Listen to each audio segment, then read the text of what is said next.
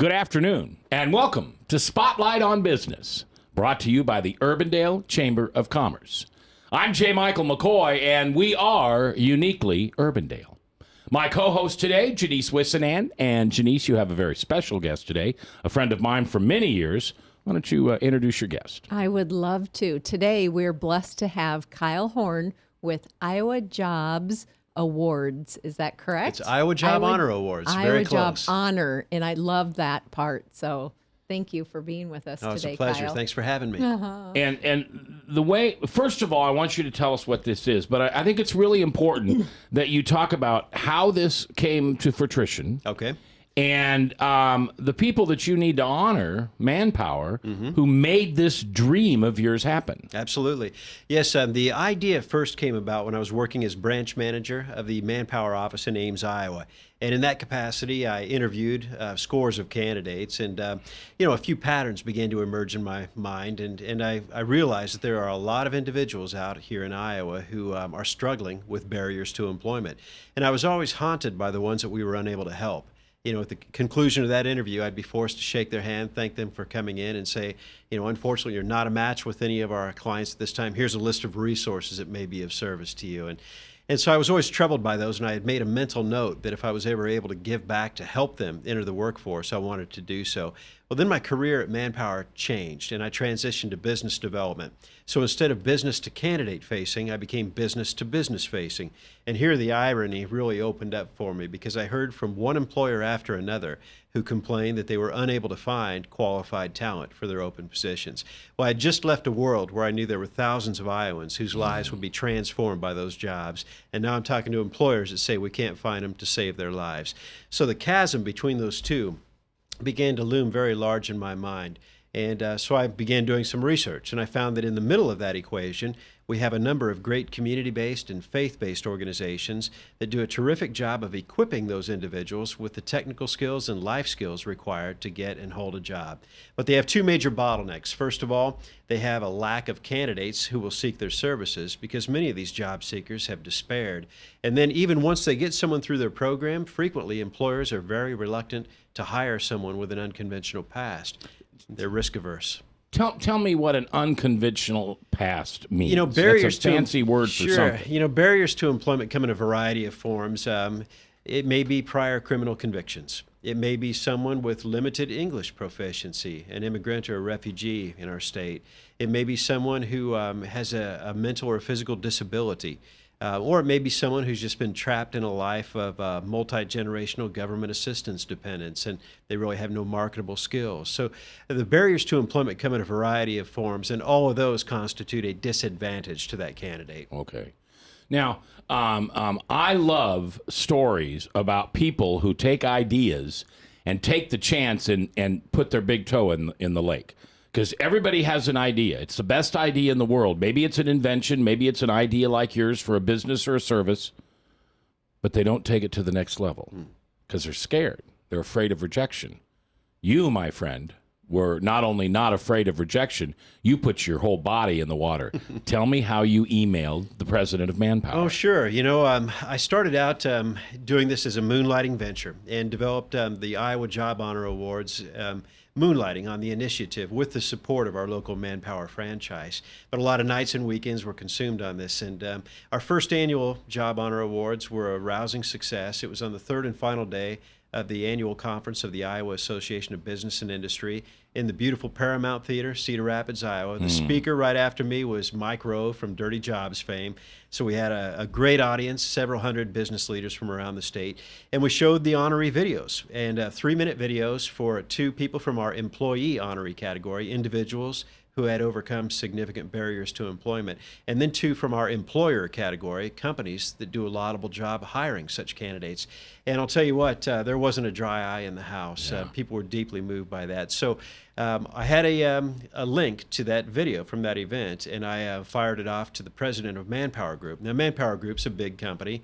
multinational Yeah, organization. billion-dollar company. Yeah, 20 billion last year. We're in 80 countries, but at any rate, a couple of days later, I received a response from him. Much Now, that to my had to blow surprise. you away. It blew me away. Yeah, I felt like I was emailing the Atlantic Ocean. Yeah. You don't hear back on those emails. But, Yeah. But of course, I take every shot, and I took that one, and it came back two days later, and he said that he had watched the video, was very moved by it, had shared the initiative with a couple of members of the executive team, and invited me to come out to Milwaukee to the corporate headquarters to essentially pitch it. And that's just what I did.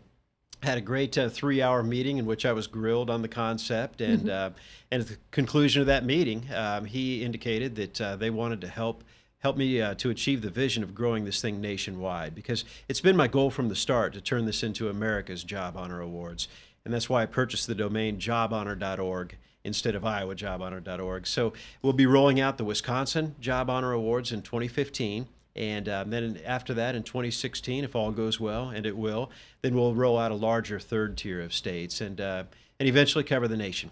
And you've got americasjobhonor.org URL saved. Yes, that's saved, and we'll continue to operate under the more generic jobhonor.org. It's just Okay. easier to remember, easier to type. And, Yeah. But then from the homepage, people will be able to select their particular state and then drill down to their own state's contest. Cool. That is so neat. Well, thank you, I mean, Mac. you're really appreciate that. changing lives. That's the goal. What we're trying to do, the way I've described it to some people is it's the goal of the Job Honor Awards not to build roads out of poverty, but rather to illuminate the roads that already exist. Roads that lead through great organizations like Goodwill of Central Iowa, or like our many community colleges doing such a great job working with disadvantaged candidates. And we're trying to impact the culture of Iowa on both ends of that equation. On the chronically unemployed side, we're trying to inspire hope and give people a reason to take that initiative, to go to these community-based, faith-based organizations and overcome their barriers.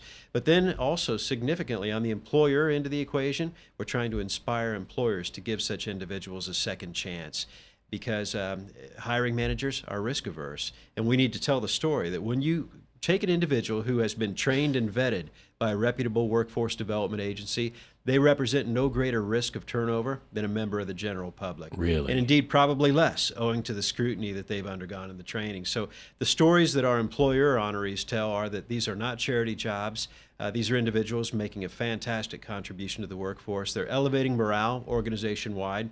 Oh, yeah. Yeah, and they're also, the companies benefit from tremendous amount of goodwill they're gathering from the And community. they're loyal, I bet. They're those very loyal. employees. That's exactly right, because somebody gave them a shot. Yeah, they don't feel entitled like so They many do not feel entitled. people in the exactly. workplace. And that's refreshing to a lot of employers. And Let me learn about Kyle for a minute. Where are you Sure. from originally? Shenandoah, Iowa, little town in Oh. southwest Iowa. KMA Radio. You betcha. And I know that you worked at KMA for a while. I did my first job at age 16, briefly. Well, you should have stayed in radio. Well, I love radio. I truly do. But You got a good voice. yeah, well, thank you. I appreciate that. But was in high school, moved on to college. That's what Yeah. brought me to Central Iowa. Remained in Ames for a number of years, and now in Des Moines. That's awesome. So if you weren't doing this, what would you be doing? I can't think of anything else I'd rather do. I've engaged in some entrepreneurial efforts in the past, most of which now are gently smoking craters. But this was really the first social entrepreneur project I ever undertook. And, thematic in my life, Mac, has been I tend not to get things until I rise above wanting them. Okay. And there was a point in my life where I concluded, you know what, maybe the entrepreneur gig will never pan out. And as soon as I had made that determination, this opportunity came to the fore. When And you it's about surrender, others. when That's you right. surrender your life, you die, and then you will live. That's right. That's and right. He lifts you up and says, "Okay, now I'm ready to give you," because this will be the last gig you ever have. I think you're right. Yeah. You're going to take this to an incredible level. I appreciate that, Mac. I hope and pray so. Yeah, mentors. Who's your mentors? Oh, my goodness. I've had a number of great mentors in my life. My dad always was a great mentor, and my brother, and a couple of instructors in high school. It's interesting how decades later you remember Oh, yeah. even a few kind words that just put some spin on the ball, give you encouragement for the rest of your life. Yep. Well, So God plants those. Those are those nuggets of wisdom that's right. that I always talk about. And God plants those in your mind from somebody, and down the line, He brings them up when they needed to be brought up. That's exactly right. Well, thank you so very much for coming here and sharing your story with us. And I wish you great luck and great success. And if there's anything we can do over here at Webcast One Live, you let me know. Thank you very much. I appreciate that. You bet. You bet. Now, Janice, you are the membership director at the Urbandale Chamber of Commerce. And if someone would be interested in joining the Urbandale Chamber of Commerce, just call you. Absolutely. Yeah, a lot of benefits. I didn't know many of them, but there are a lot of benefits. There are. And Tuesdays are special because it's flip-flop day, and everybody wears flip-flops at the Urbandale Chamber of Commerce, right? And with our coffee. Yeah, you have open house on Tuesday morning, 9 o'clock. 9 o'clock. Come in and learn about the chamber and figure out all those benefits and what might work for you. Yeah, that's awesome. All right. Until we meet again, I'm J. Michael McCoy with Webcast One Live. This is Spotlight on Business from the Urbandale Chamber of Commerce. I'm J. Michael McCoy, and this is Uniquely Urbandale.